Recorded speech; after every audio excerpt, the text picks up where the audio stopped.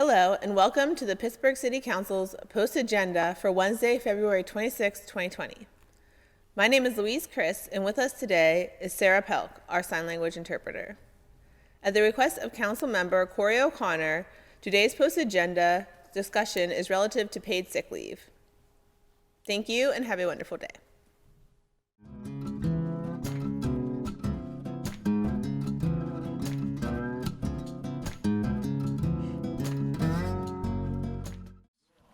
All right, good afternoon and welcome to City Council's post agenda on paid sick leave. Just before we start, I want to first go into a little history about how we got to this point.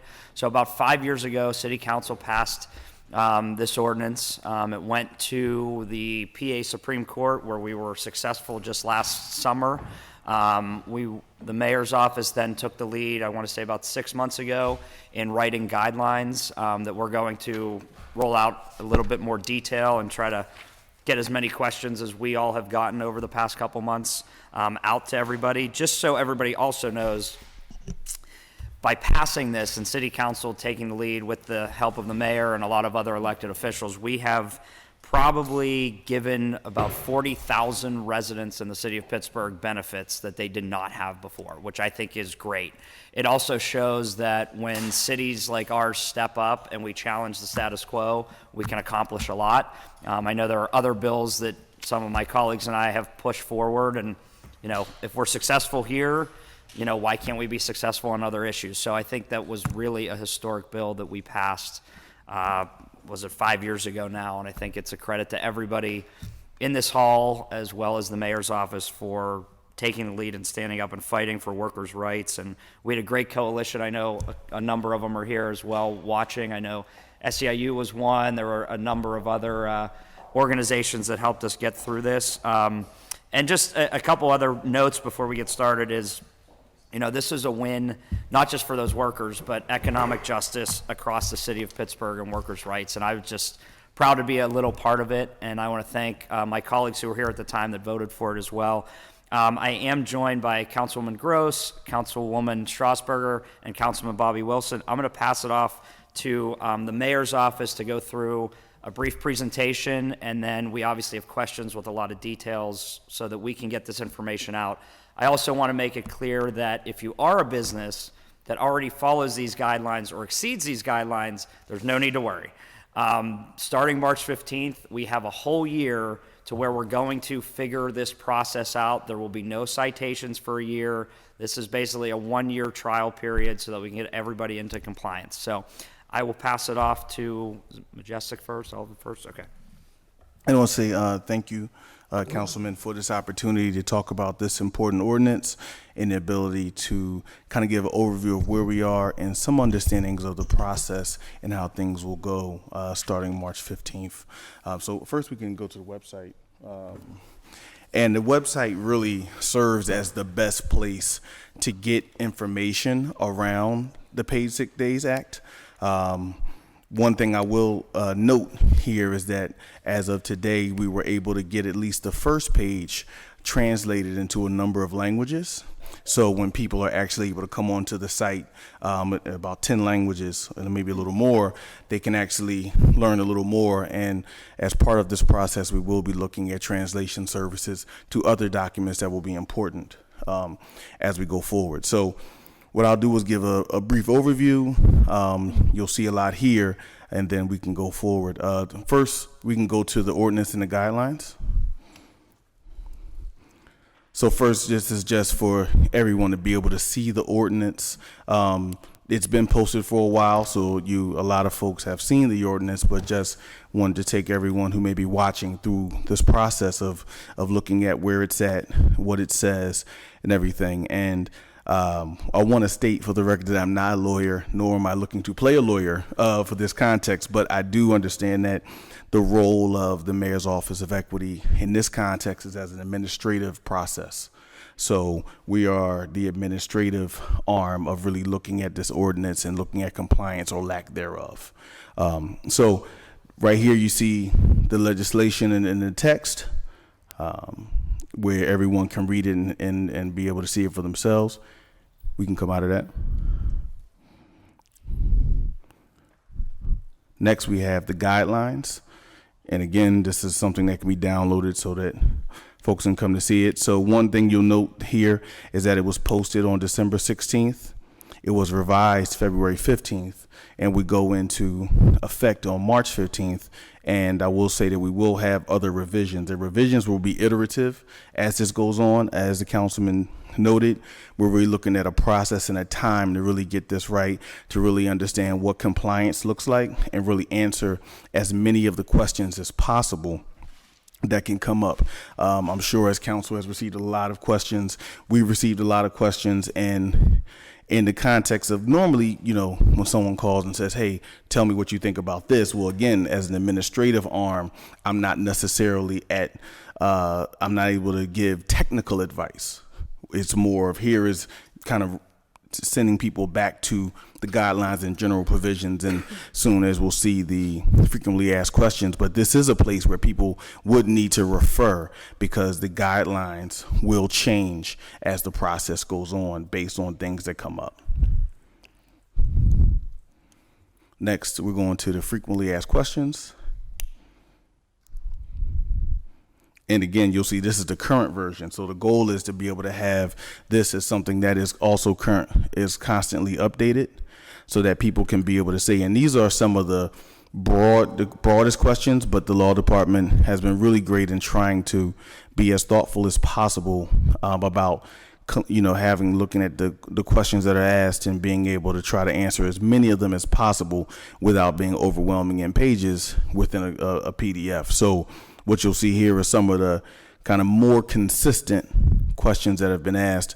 Obviously, there are also, some very nuanced questions that we are looking to receive from everyone. And as we look to receive them, get some legal guidance, some administrative guidance, then those are things that we can also put on the FAQ to have more clarity for questions. Next is the notice.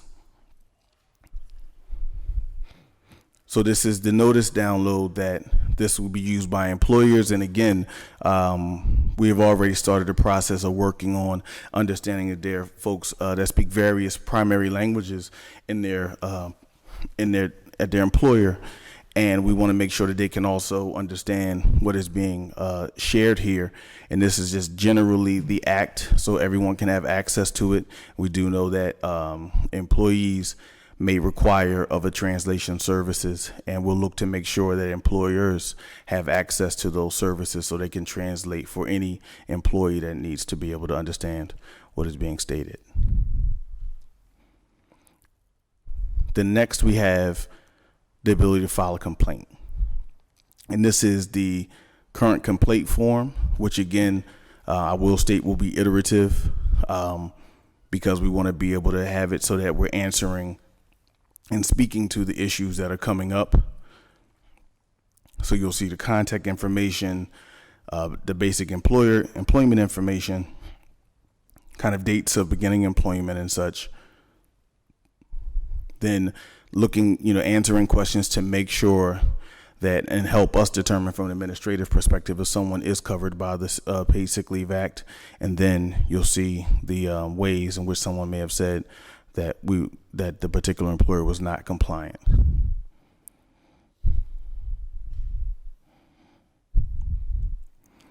So also when you see here, you see paid sick leave at Pittsburgh, Pennsylvania.gov. That is the best way for people to file and people to ask questions, because what that does is allows us to be able to file all that information. I'll also add that we're in conversation with 311 about making sure that people can utilize 311 to be able to file a complaint as well, or ask a question, so that the question is actually written down, so that we have a record of all the things that are being asked and all the things that are being questioned. And it also will help with translation services if someone does need translation services, to call 311 and be able to get those on the spot. So that is the basic structure. Again, this is the kind of place where we will generally have people be able to go and get more information about what is occurring, because this will be the place where the most up-to-date information is. Again, as we serve as in an administrative context to this, the technical advice, another thing that we've talked about and we'll do is work with our partners as far as worker organizing groups, as well as the Chamber of Commerce and other business groups, to make sure that everyone can identify where to get technical advice around these conversations, because for us it'll be more of an administrative conversation when we discuss what is happening with folks. So that's like I said, a general overview. Okay. We can go from there. Thank you. Thanks, Councilman. You guys are good? I'll start with Councilwoman Gross then. I'll open up the council and just come down the path. Thank you, Councilman.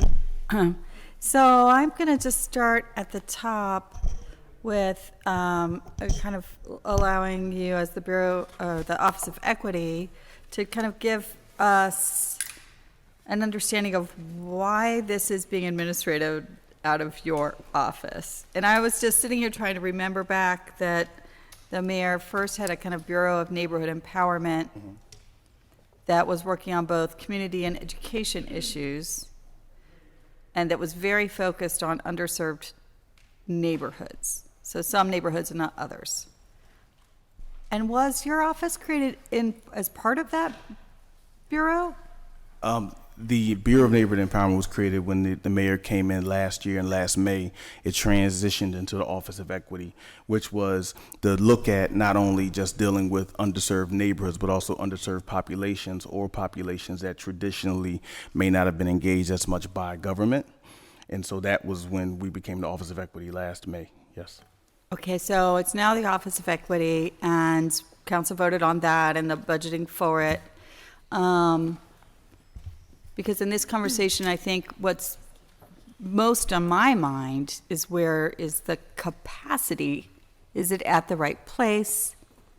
Does that place have the resources that it needs to administrate the policy that we've voted on, we've created, we've gotten it through the court system, it's back here now. And I think that's the nature of this discussion today, right? So, so let me just ask you why the Office of Equity?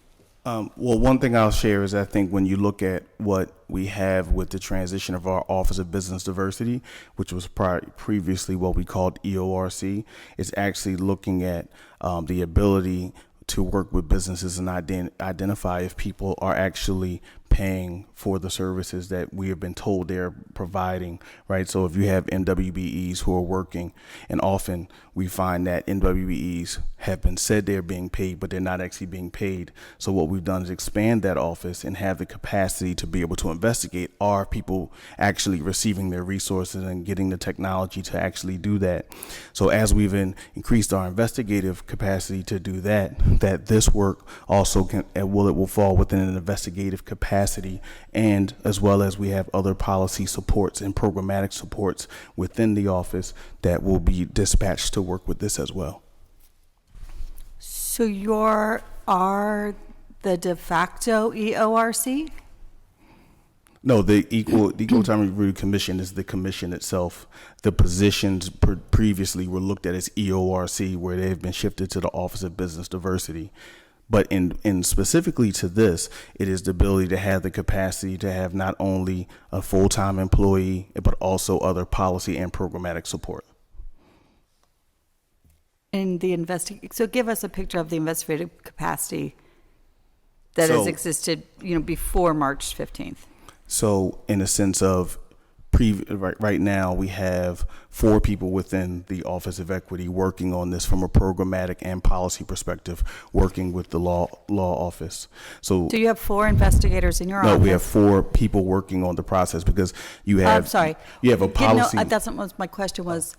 You spoke to how you've developed investigative capacity. Yes, in the context of not in the context of paid sick leave, but in the context of whether so explain that part. Yes, we have more staff now in the Office of Business Diversity to be able to work in a more concerted way on making sure that NWBEs are being paid when they're working. So I was using that context. How many cases have you looked at, and have you gotten good results? Can you give us a synopsis? In this context of Office of Business Diversity? Yes. Well, what we are seeing, and I can bring you some documentation on that, but we are seeing increased payment for NWBEs, and we Like are seeing in increased 100 participation. cases. Well, I don't want to use it. I don't want to say Have you anything had that I don't 100 have cases? the information. Well, we work with a lot of different businesses that come through every month that are working with the Office of Business Diversity. I still can't, so my question's about capacity, and I didn't hear an answer. Was it like one case a month? Is it 50 cases a month? Do you have the resources that you need? What is the workload, and what are the resources? Well, yes, that have been- we do feel that we have the capacity in the Office of Equity to be able to move forward with the Office of Pay. But I'm supposed to trust you on that because I don't know how many cases it is and how many people you have I assigned can to work it. with you and bring Okay, the information let's to you park if you have that a question. Okay. And so why not permits, licenses, and inspections? Because it says inspections in the name, and it issues permits. So, for example, let's say you find a problem with paid sick leave at a local employer. Let's say you find a problem with paid sick leave at a medium-sized employer in the city. Let's pick one that's not a restaurant or something, but that is, I'm trying to struggle to think of one. Cog Hill Roofing. And so They got a lot of problems. you can't suspend the business permitting for Cog Hill Roofing. You No. can't revoke the occupancy permit for Cog Hill Roofing. So the enforcement action, The enforcement action in the context of the Paid Sick Days Act is not to revoke licenses or any of the above. In the ordinance, it's about being fined for if you're identified as not being compliant. okay, so you can issue those fines. After I want to be clear, after a year, Yeah, as nothing Councilman starts for a O'Connor year. said, nothing starts for a year, but it's not to revoke anyone's license or any of the above. It's about compliance. So you'll be issuing those fines and receiving those revenues?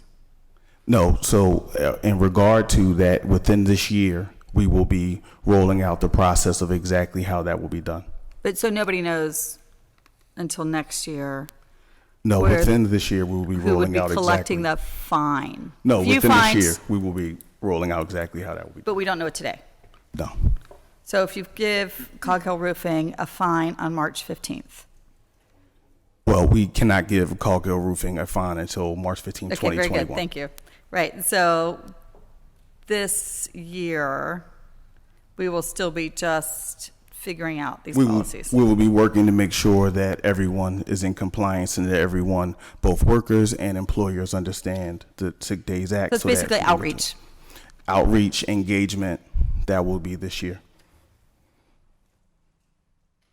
I still have a little bit of misgivings about why it's at your office. Not that I doubt your capacity as administrator, but that you as an individual, but is in the office, right? I feel like we have inspectors that are going out across the city and that have relationships with all of the businesses in the city because that all of the businesses in the city had to go in and get their permits from them.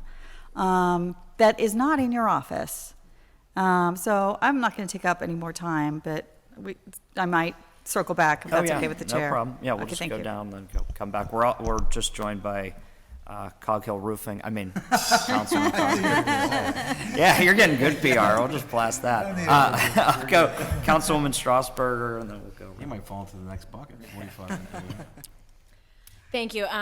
Councilman O'Connor, I want to thank you for your leadership on this. I was not on council when this passed, but I was on the hallway, and I remember all the work that you and your partners put into this, and it is just absolutely necessary in this day and age, you know, when we have some of the biggest gaps between the haves and the have-nots. This is one way to close that gap, and this is one way to ensure that the people who are doing everything from making our food to caring for our children are able to come to work healthy and to be able to take time not only for themselves but for their loved ones when they're caring for loved ones who might be sick or ill. I think it's an important families issue as well. I just have a couple of questions. One is, so this is clearly going to be complaint-based, similar to discrimination issues that come before the Commission on Human Relations. I assume there's not going to be any kind of proactive searching of business records, or what about the postings? Because the notices are supposed to be posted, is that correct? Yes, they are. So is there going to be any kind of work to ensure that that's done? Or what is the recourse if even just that level of compliance is not being met? Yeah, so we've worked with law and really have talked about within the whole host of things that are identified on the sheet as not being in compliance, what does that look like, and what does it mean to be out of compliance with one of them, 6 of them, 5 of them, and those kind of things. And that's also a process that we're going to be working with law and the Commission on Human Relations within this process to identify what else is, what should be done and what is the appropriate way based on not only state law, but also looking at other cities that rolled out similar things and how those things were able to happen. So what we're looking to do is make sure within, again, the first 90 days, but then also in every 90 days after that, we're like identifying if people are not getting the signs up, what do we need to do with increased outreach? Do we need to have those translation services? Like what exactly needs to happen? So this is really our ability to kind of ramp up and make sure that everyone can really work on compliance. And so our first year will really be that outreach, that engagement, making sure that the website has all the appropriate things so that people can kind of understand what their rights are and understand what the actual ordinance says. Mm-hmm. Okay, thank you. And then I see it in front of me, but if you can just continue, actually explain it to me, the difference between 15 employees or more, or less than fewer than 15 employers. One is, an accrual of paid sick time for every 35 hours, and one is of just sick time. And then I guess my question is there a difference in this first year between those? This first year, from what I understand, is that there is an accrual of unpaid sick time that's allowed for those who have less than 15 employees. But then what does this first year mean for those who have 15 or more? Is there a difference there in terms of this first year?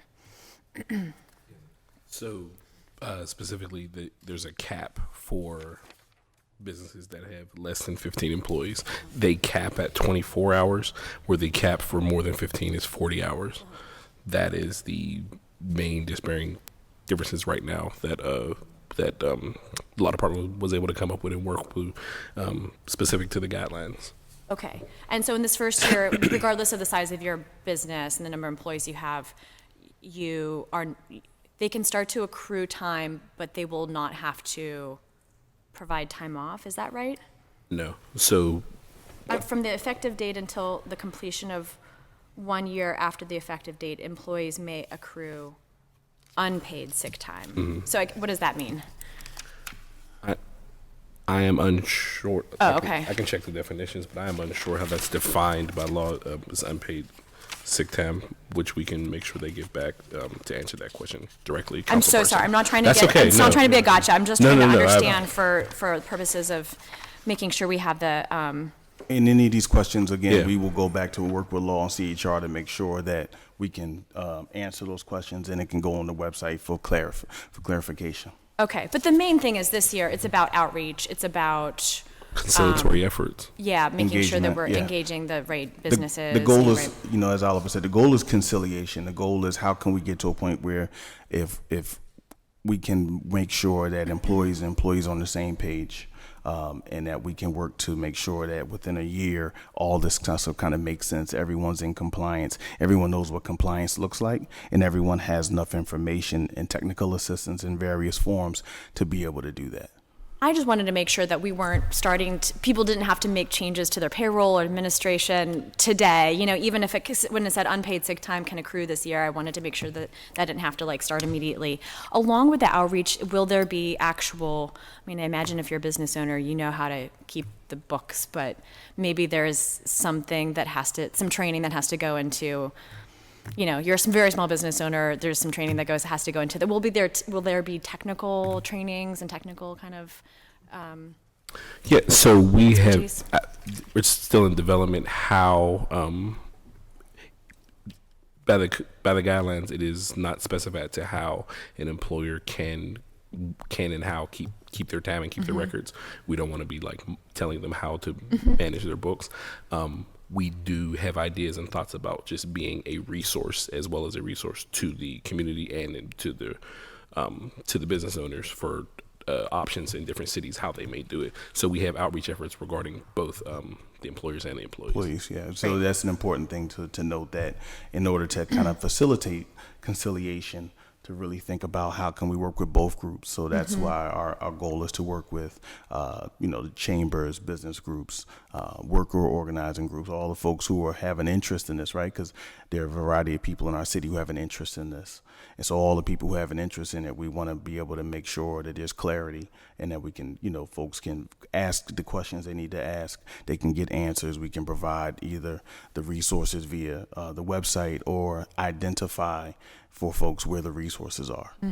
Since we're acting in more of an administrative capacity, we're more about where are the resources so that people can get the answers they need. Great. One other question, then, and a final comment, or just idea that I just thought of. I saw that the complaints may come in within 6 months of the aggrieved person's experience. And I know that with the Commission on Human Relations, which deals with discrimination, which is bound by a whole different set of laws and rules, you have up to a year to establish your complaint and report that. Is there any thought can you comment on why it's 6 months versus, say, a year, or is there any thought as to maybe changing that? I won't comment on why it's 6 months or a year, but what I will do is make sure we note that as a question. Okay. And can work with law and CHR in regard to answer that question. Great, thank you. And then my final idea was, I co-chair the task force on employee ownership, which council members Gross and Coghill both sit on as well, and Henry Horn Pirate from the mayor's office is represented, as is Leah from Office of Community Relations. The whole point there is to reach out to small businesses, figure out a method for reaching out to small businesses, professionals like accountants and lawyers that work with small businesses and other businesses, and community organizations and professional organizations to get the word out about the benefits of employee ownership. And perhaps there's a way to piggyback off of that process, since we're going to be establishing a whole process to reach out to small business owners, to also include information and dissemination of this information to those groups as well. Okay, we will look forward to working and partnering with you on that. Great, thank you. Thank you, Councilwoman. Councilman Wilson. Well, first I want to thank you, Councilman O'Connor, and all the other members that were a part of this, and also the city for standing up for now that I'm sitting here, what I believe is right as well. And so thank you to everyone for that. I just had some questions about, number one, the presentation. So the 301, the way you can reach out that way, that sounds great. I was looking at the form. It's a downloadable form. Yes. Is there a way that can be turned into like an online version? So just like we have District 1 feedback, I just don't want it to be a barrier for someone. It might also be easier for processing. I don't know if we get how does that look if someone prints it out and hands it in? Yeah, what I'll say is we're trying to make sure that, and as we strike a balance, to make sure that it's available to everybody, but also that it can't be manipulated in any way, shape, form, or fashion. So we're still working with law on what is the best way to make sure that it can be downloaded and engaged, but at the same time it can't be changed. Okay, But we will. Yeah, I was just concerned about access. And then on that same. So on that same note, in terms of like a complaint, so I think this kind of taps into what Councilwoman Strasburger was talking about initially. So you're not actively going out and searching like, okay, these are all the businesses in the city of Pittsburgh, and you're going through that list and saying this one has this many employees. Like, are you actively doing that search? No, it's more of a complaint base, so it's identifying if it's being stated if something or someone is an employer is out of compliance. Right. I think I heard that before. I just want to clarify for mine. And then, so I've been in direct communication with my Chamber of Commerce on the north side, and they definitely want to have at least a couple sessions where people can come to leading up to this year. So that's the North Side Chamber of Commerce, and they really would. North Side, North Shore Chamber of Commerce. Everyone's included, and so they definitely want to be included, and they really are doing a much better job of outreach to include more businesses and part of their their nonprofit organization. But they had some specific questions, and I was just wondering how this would be addressed. So right now, some employers they're just kind of worried about people calling off like an hour before the shift. Is there any sort of guidelines for that, or are you thinking ahead in terms of how businesses may be able to really have in place options so they can still keep the business running, and also try and provide the best way that people can use their sick time? That is a great question, and I think the best way to answer it right now, as we are continuously building that out, I don't think they should wait or please have anyone reach out to us, is to use the email address. It then gets routed to a few people in the office, and then we're able to read the question, evaluate it, work with law if need be, and then give back a documented answer that was in the guidelines and within the code. So I think that would be the best way. And this is a way that, again, we can be iterative, that we can also answer people. It's not about who you talk to. When you talk to somebody that's an administrative function, you're getting the same answer every time, right? For consistency, which is a really important part of what we're looking to do, is make sure that we're being consistent within the answers that people are given. And that's why, within reason, we're asking folks to be able to go to the site, because they're actually getting the document as it stands and as it evolves for there, so they can have guidance and get questions answered. Thank you. And could you just briefly describe how you're envisioning the enforcement? Okay. I'm just looking for just an overview, just so I can. Okay. So as it stands, we have a process timeline that we're working on, that we've identified the different phases. And so we have 4 phases. One, we have a pre-investigative phase, where the complaint is filed and the respondent is notified that we received it and that the respondent answers the complaint.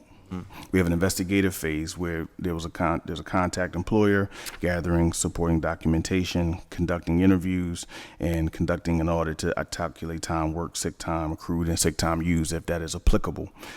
There also could, but not necessarily has to be an on-site visit. We're also looking for people to be able to take have visual proof, because sometimes someone may say something happened at a certain time and then it may not be different at another time. So we want to make sure we can do that.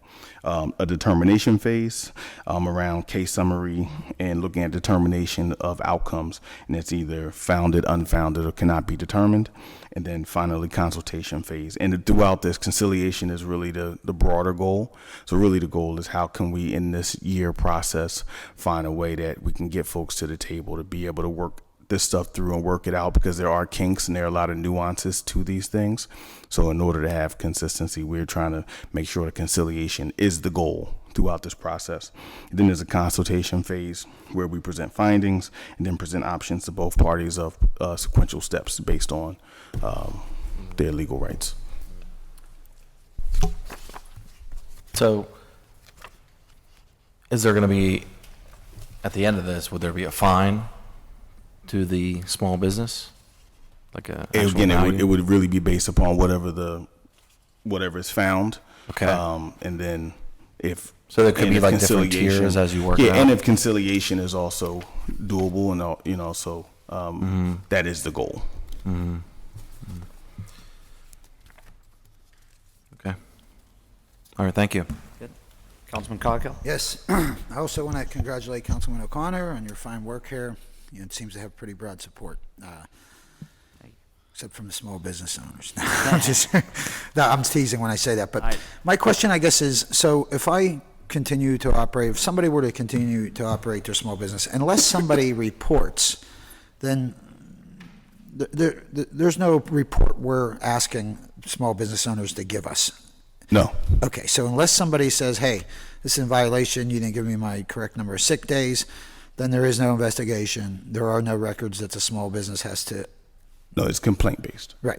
And I saw in here that, so say they didn't keep records, the business, as to what hours that, were accrued. Then they're just found guilty as to, and say business 15 employees and under, that would be the 24 hours.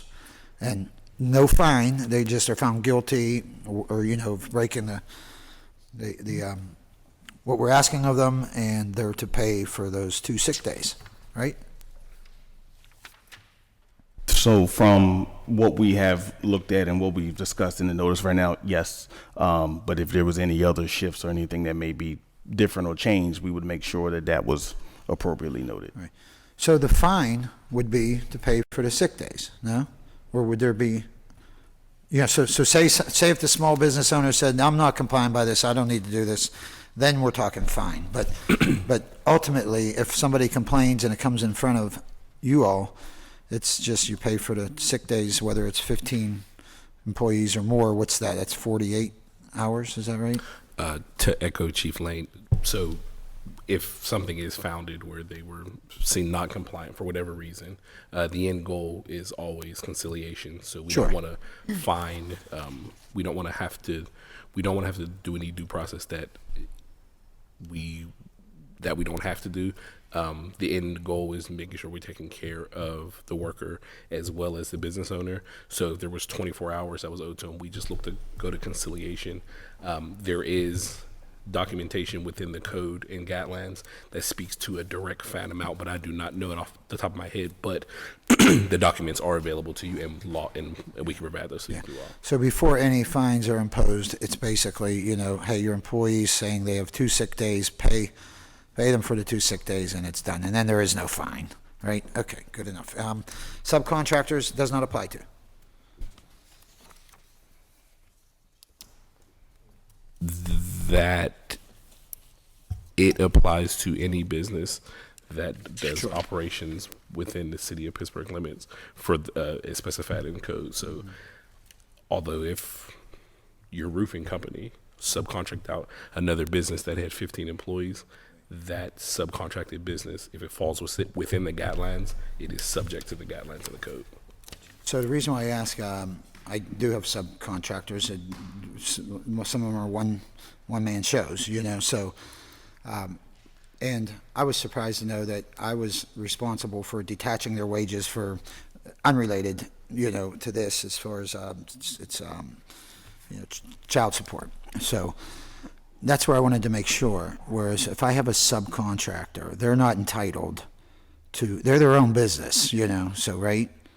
So I'm not responsible for a subcontractor for sick days for a subcontractor, because ultimately they're their own business doing work for me. That is a legal question, and I do not have a law degree. I apologize. I don't have the answer for you, but it's something that I'm gonna document right now, and if we follow up with you, we'll make sure we get it answered. And as far as seasonal work, which in my business that's what it is, it's prorated then, right? I mean, so if you have 7 months of steady work and you're off for 4, the accrued time is still 24 hours? It's based on that 35 hours worked. Got it. Yes, it's based on that 35 hours yes. is the... Yes. It also says in here, 24 hours paid sick time unless employer designates a higher amount. Well, I don't think that's going to be a big problem, but, but the employer could designate a higher amount. Is that right? Yes. And again, it's, as Councilman O'Connor said, it's really about... We don't want to bog you down with any extra paper. No, this is really the floor, if you will, Sure, right? right, Of course, we want workers to be able to have the time off, but this is the floor of the work. And employee records, as far as records, one thing that I don't want to see happen is if I'm required to give records only unless, again, I want to make clear, if somebody who's doing work for me makes a foul or files a complaint, and then I'm required to maybe show those records. Yes, it's complaint-based. Or not, if I don't have those records, then we're going to just come to a consensus and say, well, yes, I'll pay them for the 24 hours sick days. It would be easier probably, right? Again, we definitely want to note that it's complaint-based, so we're not trying to get any business to have to come down and say anything. It's based on if someone is saying it. We're looking at the assumption that the relationship between employees and workers is functioning smoothly and well, and if there is a complaint, would be the... And if I wanted to operate the way I've been operating, which I don't give that in my business, and as long as nobody complains, what's the difference? Everybody's happy, is that right? Or am I to comply? Yeah, the goal is just consistency. The goal is, it's about the health of the workers, Sure. And it's not about intruding on business. It's about the health of the workers and the health of the workers' families. Good, yeah, okay, no, thanks, that's it for me. Follow-ups? Round two? All right, I'll jump Hey, in. yeah, I saw you looking. Thank you for noticing. Mr. Lang, you don't remember when we were having this debate, or you might remember, but you weren't working here when we were having this debate at council. There were some meetings when we were working through the terms of the policy with the advocates, and I sent an intern down to the business branch of the Carnegie Library in Pittsburgh with a blank thumb drive and said, have them download all of the businesses, the employers in the city of Pittsburgh. It's publicly available.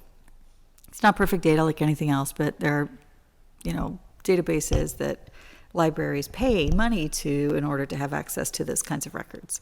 So she came back with a spreadsheet of, every business that had a location in the city boundaries, and it has a column that says the number of employees. Because I was interested in how big are this typical business in the city of Pittsburgh. And I sorted it just by number of employees at the location. I remember the name of that column being. And it's basically one employer with 30,000 people, the next employer down with about 10,000, and the next employer down with about 8,000. And then blank, there's almost nobody who's got 1,000 employees or 500 employees or even 200 employees. And then there are a whole lot of businesses with under 50 employees, right? So we have a weird distribution of size of employees. So what I said in the rooms when we were having our negotiations was, honestly, the majority of the people who don't have paid sick time, it looks like to me, are all employed at one place or maybe 2 or 3 places. And so, are we going to do that awareness raising at those very large employment sites? And are we going to respond to the complaints against those very large employers? So we are responding to anyone who makes a complaint. Yeah, because Yes. that's, I think, really where we're going to serve justice and equity the most. There are a lot of Cog Hill roofing size businesses out there, but they're not employing a lot of the people that we're worried about. So I just want to keep that in our conversation. That we should, this is about, as you pointed out, the employees who are in conditions that are not allowing them to care for themselves, to care for their loved ones, who are predominantly underpaid and overworked and at risk, putting the public at risk by going to work and putting themselves at risk and their loved ones at risk. So, and that was the nature and the reason for those discussions back in, what year was it that we were doing that, 2015? So I was just reminded of that, and I wanted to share that distribution might have changed slightly, but I think it probably hasn't. And so what we do not want to do, the inverse of that statement that I just made, is that we don't want to target the places where we're not doing the most good for the people in need, and spend an unnecessary amount of time on the small minority and women-owned businesses that were on the other part of your day trying to help and support. And so I'm going to rely on you to share your experience with us as you kind of roll this out and do that outreach, Absolutely. so that we can all have the same understanding about, are we doing the good we intended to do or not? Or are we doing the opposite? Right? I mean, it's a risk in this undertaking. All right, so thank you. I appreciate it, Mr. Chair. Anybody else, second round? Councilman? No, I just wanted to, yeah, well said, Councilwoman Gross. I feel that way myself. I thought, well, the small businesses like mine, we're kind of, nobody, I work my own things with my own people, and they don't seem to have a problem with anything. I think the bigger employers of the city is where our target should be. And the last thing I want to do is create red tape for small businesses. You know, it's hard enough to manage your books and, you know, pay your accountant to do everything, and to throw another layer of that on just, you know, makes them less likely to move on in their business, and if it's just another problematic thing. So I agree with Councilwoman Gross. I think when we're talking, and I don't want to single any businesses out, but the big corporations who have many employees is where I feel the abuse would be. And I think, and I know a lot of small businesses, and it doesn't seem to be a problem. You know, when you're dealing with 5 or 6 employees, everybody kind of looks out for each other, at least in my case, and I could speak for most of the other businesses that I know. So thanks. Thank you. Very good. No, I would actually just echo that. Yeah, I think, you know, we don't want more red tape. We don't want more people filling out forms. And I want to thank, you know, the mayor's office has done a good job on this. I do think that the next 3 months, once this starts, is really important because there's a lot of questions that we still have. You know, capacity is going to be a big one. You know, obviously that we had to have this somewhere, and you guys are taking the lead on it. But I think Councilwoman Gross was right in capacity. And the reason it's important in the next 3 months after we start in March is then we get into budget season. So for us at council, if we're going to start hiring people, we really need to know that before enforcement actually happens. So, you know, I would think maybe we do a 3-month, 4-month window when this gets rolling to see what the complaints are, how the outreach went, what are some questions that businesses still have, and then we have to adjust quick. I mean, we can't wait too long and then get back here next February and, you know, roll something else out. So I think that's really important, how we're going to budget this in the future and who else we have to hire, because I mean, we have to. You know, you could get a lot of complaints, and it's tough for just your staff to do this. And then the other question would be, well, not even question. I think there's more comments, but on the enforcement. So I remember when we passed the bill, when I was the chair of Parks, we had to change an ordinance so that I believe it was the Public Works Director was able to give citations. I could be wrong. I don't know if Director Gable could get me that answer. I can't remember if that's what it was. But if we are going to enforce and give somebody a $50 fine, whatever it might be, right now I don't know legally that your office can do that. Can they? I don't believe that they can. So from an administrative perspective, we are identifying if it's founded or unfounded. We're working with law and CHR on the process of how that flows from there. Okay, so that's another big one that we have to get quickly, just so, you know, if you can't give out a citation or a fine, and again, to be clear, nobody's getting any fine for a whole year, so we have a little bit of time, but if that's the case, then we might have to look at the budget again and then go to PLI, and they might have to hire somebody just for this as well. So who has the ability to enforce is a question. The other one I had was on the mediation.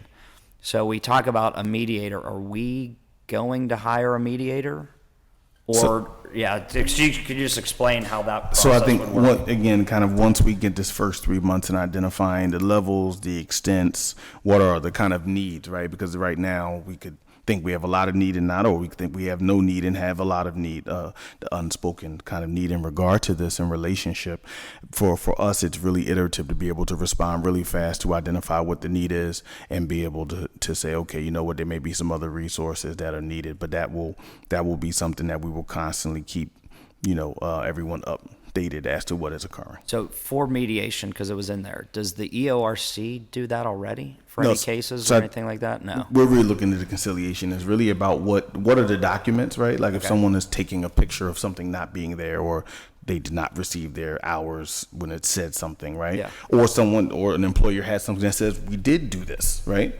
It's really the documentation. And again, it's founded, unfounded, or this, and then people have their ability, as you know, to go to the Court of Common Pleas and identify if they would like to go to another step. So actually the mediation really is taking it straight to the court then? No, it's identifying if it's founded. The idea is, can we make sure, based on with the evidence, right, in the actual phase of discussing it, here's what this information is. Like Councilman Coggins said, here's the information. Right.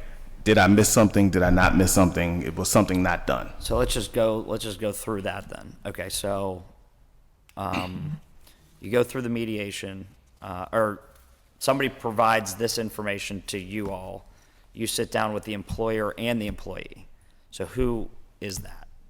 Who is the actual mediator? Do we have somebody, or So we're hiring? ramping, we'll be hiring, yes. Well, so we're going to Yes, hire another we are, person. yes. Okay, all right. So now we're at 2 employees, at least, that we have.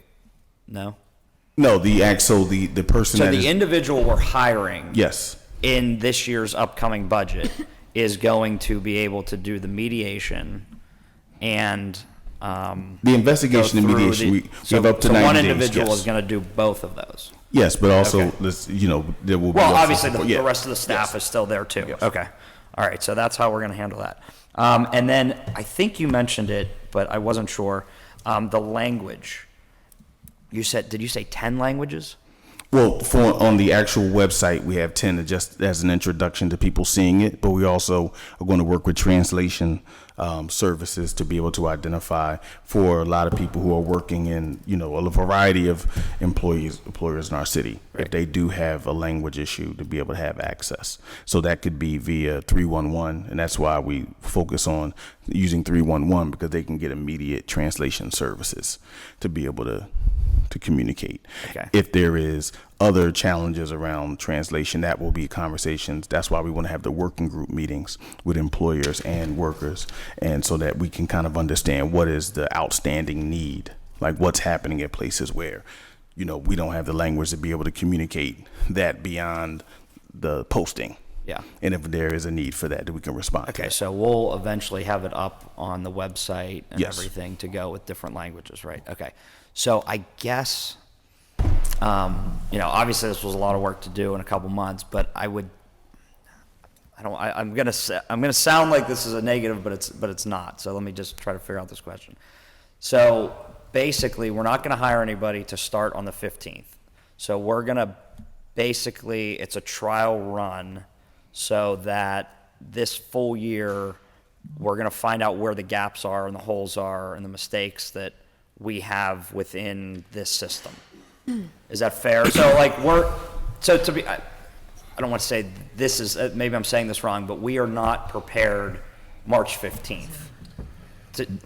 We're prepared to an extent. I think we're prepared to an to extent. acknowledge that it will be iterative. Right. And we're acknowledging that we have the basis, we have the basis of a relationship of legal, we have the basis of understanding kind of what will be rolled out in the ordinance and the time frames Right. that's happening, and allow us to move quickly to be able to get this happening. We will be taking the job description to civil service tomorrow, actually, to be able to post it. So we are looking to move as fast as So possible. we're to actually get- looking to hire somebody for this in the next couple of months, because Yes. there's obviously money in the Yes. budget that we could have, Yes. hired somebody. Okay.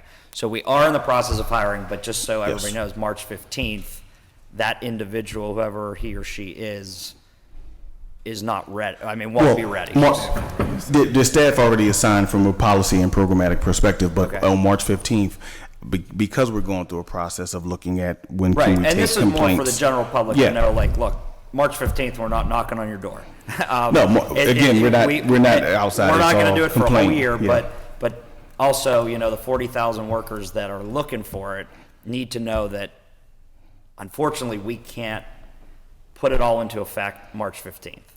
And they unfortunately, and unfortunately, we don't want to make too many mistakes in this, because this is a big process that's going to affect a lot of people.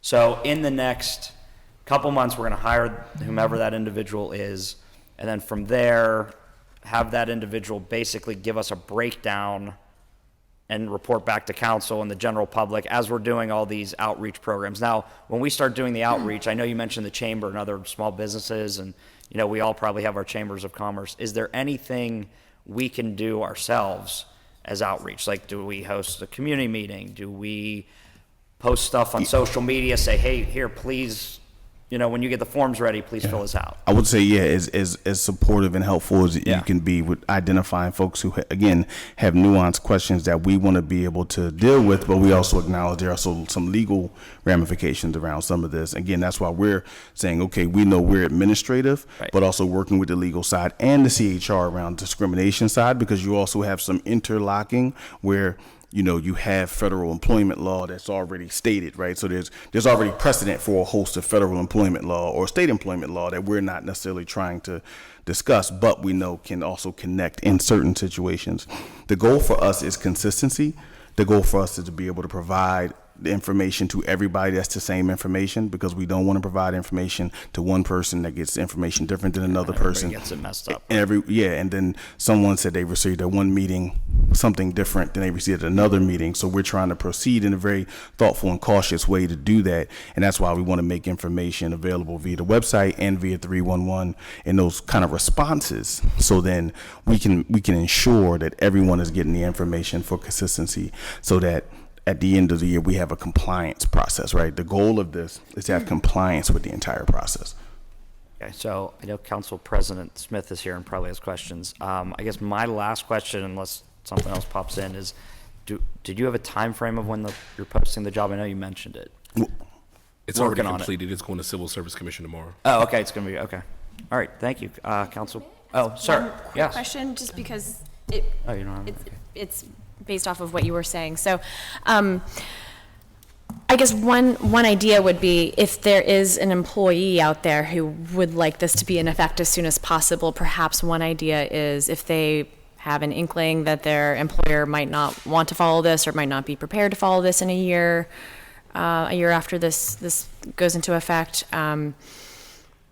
perhaps if there's a way for them to reach out to us as council members or to you in the Office of Equity, to make sure that they're included in the outreach, that they are getting the information, because I remember going through this with the pregnancy fairness bill that I proposed, and the goal wasn't to be punitive, the goal was for compliance, and so to get the information out there ahead of time to those employers that employees might be worried about, or they're just wanting to be proactive in their own workplace, so that a year from now they can start to take the paid sick leave. Absolutely. Ideally sooner too, right? Right, If they could. absolutely. And the goal is to say that, for people to be able to have as much information. So if you have information, we can refer people to the appropriate kind of parties. We can refer people to meetings, and people can make, they can, if they're identifying something that's happening, they can reach out to a variety of partners and talk about that. And we can even include it in some of the frequently asked questions about where to go to get those things resolved. Because what we want to do is be able to know that everyone should know where to go. And kind of the easiest way for everyone to know where they should go is via, either they can call 311 and ask the question and get a written response, or they should be able to go to the website and see where their question is to be able to be answered, right? Because we don't want someone, because they called after a certain time or they did something at a certain place, and not get the same information as someone else who did something at a different time. So for us, consistency is an important thing. Thank you. You're good? Okay. Anybody else? I think we're. I oh, just, yeah. I just had one question while we were talking. I was thinking, I met with the people from Eaton Park not too long ago. Their request was, they certainly didn't have a problem with it, but it was about time. They wanted more time, I guess. And, a company that big, I don't know what's involved with all the changes they might have. So when we talk about March, that's when we're going to start really just our outreach.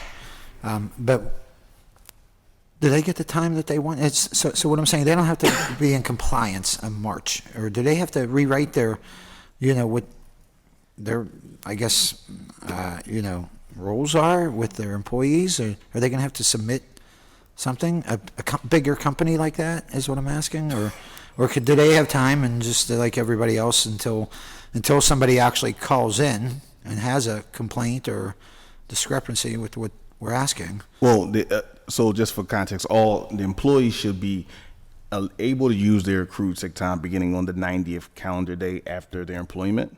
Yep. So that's when, and the date is March 15th. Got it. Right. So that's when they should be able to use their sick time if they do have it.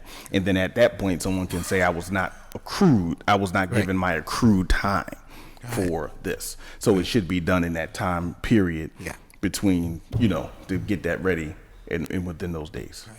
And I read in here, I think, so obviously Eaton Park, they have, waiters, waitresses that, probably half their earnings is on tips. So that does, if they average out their tips, that doesn't matter. It's what their hourly rate is. Is that right? Yes. Yeah. Right. Yes. Right. Okay, that's it. Thanks. Okay. Yeah, I think just all of us, and I think, a lot of people that passed, helped pass the bill as well. I think we're just eager to get it started.